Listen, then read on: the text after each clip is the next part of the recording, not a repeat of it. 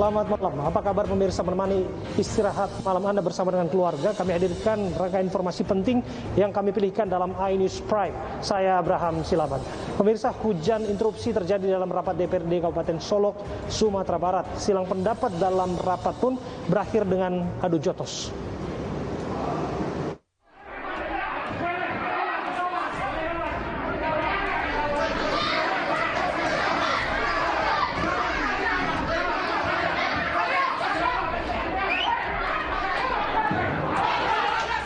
Baru 1 hari setelah peringatan kemerdekaan Indonesia, wakil rakyat daerah kembali bikin ulah. Keributan ini terjadi dalam rapat paripurna DPRD Kabupaten Solok siang tadi. Kericuhan bermula dari hujan interupsi saat sidang penyampaian laporan pembahasan anggaran. Sidang pun terpaksa diskors selama 30 menit. Namun setelah diskors, kericuhan justru kembali pecah. Para wakil rakyat ini bahkan tak sungkan untuk saling dorong dan melempar air.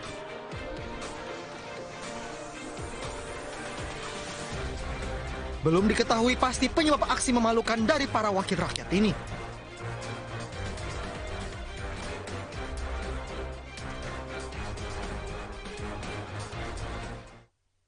Ketua Asosiasi DPRD Kabupaten seluruh Indonesia angkat bicara atas insiden baku hantam saat rapat paripurna DPRD Solok. Insiden tersebut diduga terjadi akibat mosi tidak percaya terhadap pimpinan sidang. Ini ada kekisruhan secara internal yang sudah lama, yang harus ditangani semua, terutamanya para pimpinan partai politik, di mana hampir 5 bulan atau 5 fraksi yang selama ini ternyata memang memosi tidak percaya ketua DPRD, sehingga tiba-tiba memimpin rapat yang tidak bisa dikendalikan. Terjadilah kekisruhan itu. Tidak hanya keributan, DPRD Kabupaten juga memiliki berbagai rapor merah, ancaman mogok kerja, hingga rencana pembelian baju baru menjadi catatan tersendiri bagi para wakil rakyat tersebut. Tidak akan hadir kalau SPPD belum cair besok pagi. Siap. SPPD cair, kami akan hadir. Siap. Pimpinan harus perhatikan kami ini. Siap. Dah 3 bulan tidak cair. Siap. Dengan bangga dan tawa, para wakil rakyat ini menebar ancaman mogok kerja hanya karena uang perjalanan dinas mereka belum cair. Di saat rakyat dan tenaga kesehatan berjuang di tengah keterbatasan akibat terpaan pandemi, segelintir anggota DPRD Kabupaten Bungo ini justru menuntut keistimewaan. Hanya karena keterbatasan dana, mereka mengancam akan mogok kerja.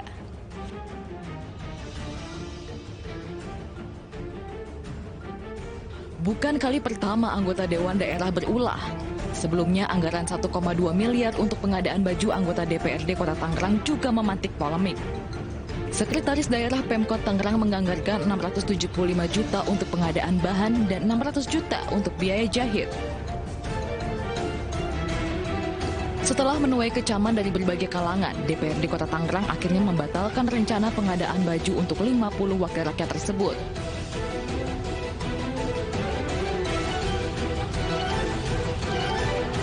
Berdasarkan PP nomor 18 tahun 2017, anggota DPRD Kabupaten memiliki kisaran gaji pokok hingga 5 juta rupiah per bulan, belum termasuk berbagai tunjangan lainnya.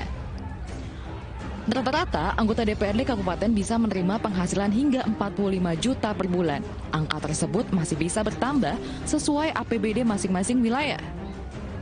Lantas mengapa, di tengah berbagai fasilitas yang wah, anggota Dewan masih saja berulah?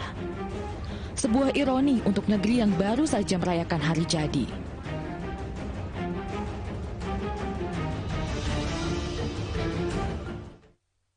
Di tengah kesulitan ekonomi akibat pandemi COVID-19, Kepala Daerah Sumatera Barat menjadi sorotan karena membeli kendaraan dinas baru dengan harga fantastis. Pembelian kendaraan untuk gubernur dan wakil gubernur dianggap melukai perasaan masyarakat saat kesulitan ekonomi.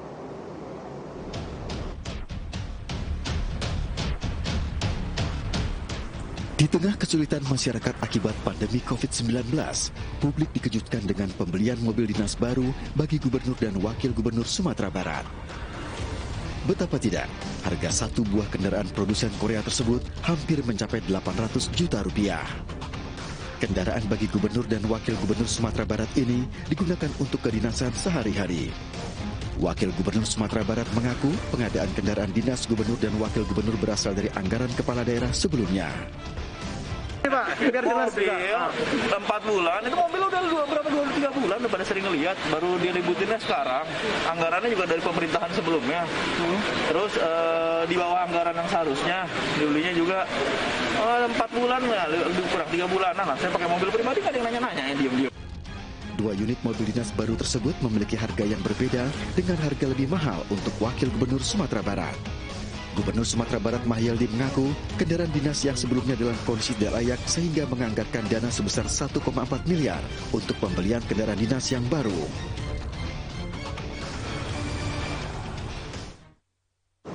Kita akan bahas bersama dengan anggota DPRD Sumatera Barat fraksi Partai Demokrat, Nofrizon. Assalamualaikum, selamat malam Bang Nofrizon. Selamat malam, Dinda sehat? Ya, sehat Bang Nofrizon. Saya harap juga Anda sehat di sana. Karena pertanyaan saya bukan basa-basi ya, itu prestasi yang harus dijaga di masa pandemi. Begini, saya langsung ke pertanyaan, ini bukan soal penganggaran, tapi soal momentumnya. Di mana perasaan pimpinan daerah melihat bahwa banyak masyarakat yang kesulitan makan, tapi di sisi lain dia harus memiliki mobil baru. Ini kalau bahasa orang awak ini bilang, di mana raso jopa raso. Nah, kita mengakui anggaran untuk pembelian mobil gubernur dan wakil gubernur memang ada, begitu adanya. Tapi namun demikian, dalam kondisi pandemi sekarang ini, betul yang dikatakan tadi, di Minangkabau itu ada istilahnya raso jo pareso. Raso dibawa naik, pareso dibawa turun. Apalagi gubernur dan wakil gubernur seorang Niniak Mama di Minangkabau. Niniak Mama itu adalah contoh bagi anak kemanakannya. Nah, inilah yang kita sayangkan. Dalam kondisi kita dalam cobaan pandemi sekarang ini, gubernur dan wakil gubernur membeli kendaraan baru. Nah, padahal waktu 2019 lalu, Gubernur Irwan Prayitno, kita Sumatera Barat juga keadaan musibah gempa bumi. Selama 3 tahun Gubernur Pak Irwan Prayitno tidak memakai dan tidak membeli kendaraan dinas. Saya juga sudah menjadi anggota DPRD 2009 tersebut. Sampai 3 tahun. Istrinya untuk tim gerak pergerakan juga masih memakai mobil pribadinya 2 buah. Nah, inilah yang kita sayangkan. Nah, sebagaimana kita ketahui, sekarang viral di mana-mana, labor PCR Universitas Dallas itu membuka donasi.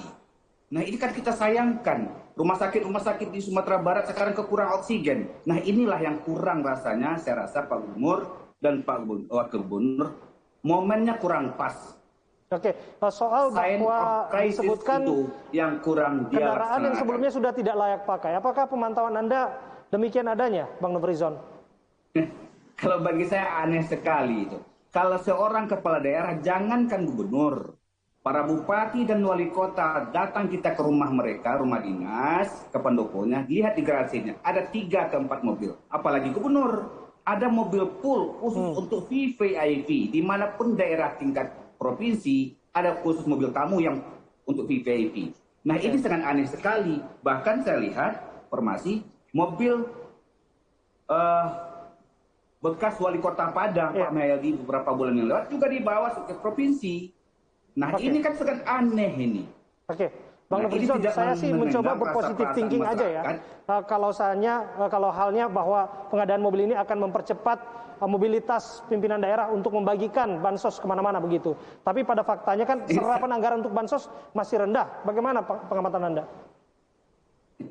Itu yang saya bilang, untuk mobilitas. Banyak mobil-mobil yang lain. Mobil kendaraan, mobil pool. Nah, ini sangat, kalau untuk membagi-bagi bansos kan bukannya urusan gubernur. Oke. Tapi inilah yang aneh saya rasa. Iya. Masa gubernur langsung bagi-bagi bansos? Bagaimana dia memanage? Sumatera Barat itu sekarang, kalau di zaman setahun yang dulu kami sama Pak Irwan Prayitno, Sumatera Barat ranking ketiga tingkat nasional dalam penanganan COVID. Oke. Di zaman kepemimpinan Pak Mahyaldi sekarang terjelek yang kelima tingkat nasional. Oke. Nah, dalam hal ini Pak Presiden menelpon gubernur Sumatera Barat. Karena apa? Karena kondisi Sumatera Barat itu tidak bisa dikendalikan lagi oleh seorang gubernur. Maka ditelepon, maka diberikan bantuan, datang Pangdam, beberapa hari kemudian datang Kapolri dan Panglima. Nah ini berarti saya menilai bahwa kepemimpinan Pak Mahyildi dan Audi ini, pemerintah pusat kurang percaya tentang penanganan COVID ini. Oke, saya kembali kepada bahwa semua anggaran kan sudah ada peruntukannya, tapi lagi-lagi ada perasaan publik yang harus dijaga soal momentum dan lain sebagainya. Tapi bagaimanapun kan kita juga harus berpikir mana anggaran yang diprioritaskan untuk memastikan bahwa meski pandemi tapi tetap berjalan. Bagaimana menurut Anda anggapan publik yang menyerang setiap kali penggunaan anggaran di daerah? Inilah yang kita rasakan perbedaannya siang dan malam, gubernur yang lama dan sekarang secara manajernya itu sangat lemah sekali.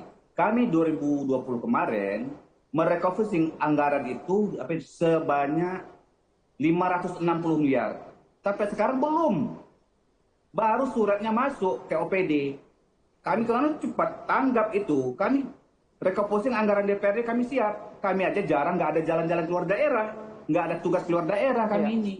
Nah begitu kami, sementara gubernur saya enak-enak saja membeli kendaraan baru. Nah ini aneh itu. Kalau 2 miliar itu, berapa oksigen yang dapat? Dulu PCR di BIM itu Bandara Internasional Minangkabau itu gratis. Dan itu ditiru oleh Provinsi Riau. Dibikin pergub, Sumatera Barat nggak ada itu lagi. Unan, kekurangan 29 miliar lagi. Kemarin waktu rapat kami dengan Pak Andani, staf ahli Menteri Kesehatan, mau tidak mau, suka tidak suka, 2 perubahan anggaran besok kita harus tuntaskan anggaran untuk Unan lagi. Memalukan Sumatera Barat bahwa untuk penanganan kasus COVID ini gubernurnya lalai dalam hal ini. Kita husnuzon saja, berharap bahwa dengan mobil baru nanti akan kemudian mobilitasnya akan semakin tinggi dan penanganan pandemi termasuk sebaran bansos di mana-mana akan cepat selesai. Terima kasih Bang Nofrizon atas waktu Anda berbincang bersama kami. Khawatir dengan corona, warga negara Australia berbondong-bondong meninggalkan Indonesia. Eksodus tersebut menjadi satu dari 5 berita pilihan hari ini.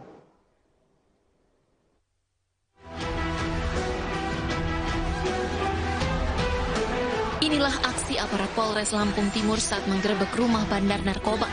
Dalam penggerebekan ini, polisi menangkap 2 pelaku yang merupakan kakak adik.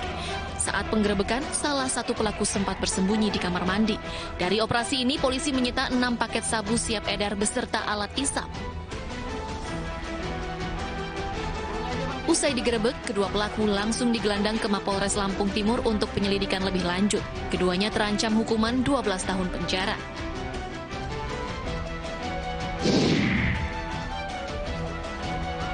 Kericuhan ini terjadi saat unjuk rasa mahasiswa UIN Araniri di halaman kantor DPR Aceh siang tadi dibubarkan petugas. Unjuk rasa menolak PPKM level 4 dan menuntut kegiatan masyarakat di Aceh berlangsung normal ini dibubarkan petugas karena menyebabkan kerumunan dan melanggar protokol kesehatan.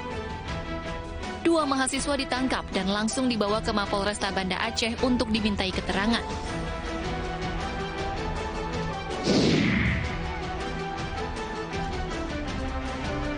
Tim gabungan Basarnas Kendari menerjang aliran sungai yang meluap untuk menyelamatkan 36 pendaki yang terjebak. Para pendaki ini dievakuasi saat hendak melewati aliran sungai dini hari tadi. Sungai meluap setelah dilanda hujan deras. Seluruh korban berhasil dievakuasi dalam kondisi selamat, namun dalam kondisi kedinginan akibat hujan dan kelaparan karena kehabisan persediaan logistik.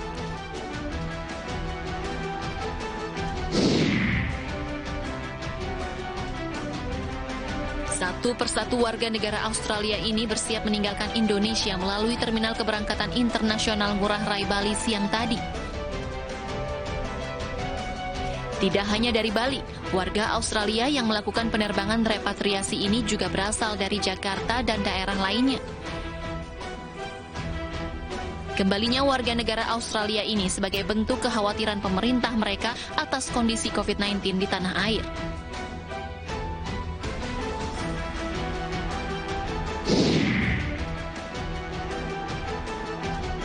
Ditreskrimsus Polda Jatim membongkar sindikat penjualan tabung oksigen palsu yang dimodifikasi dari tabung pemadam api. Modus pelaku adalah mengecat ulang tabung pemadam api dan tabung selam yang kemudian dijual seharga 4 juta rupiah. Dari tangan tersangka, polisi menyita barang bukti berupa 800 tabung pemadam kebakaran ringan dan tabung selam, serta sejumlah tabung berisi oksigen ukuran 6 meter kubik.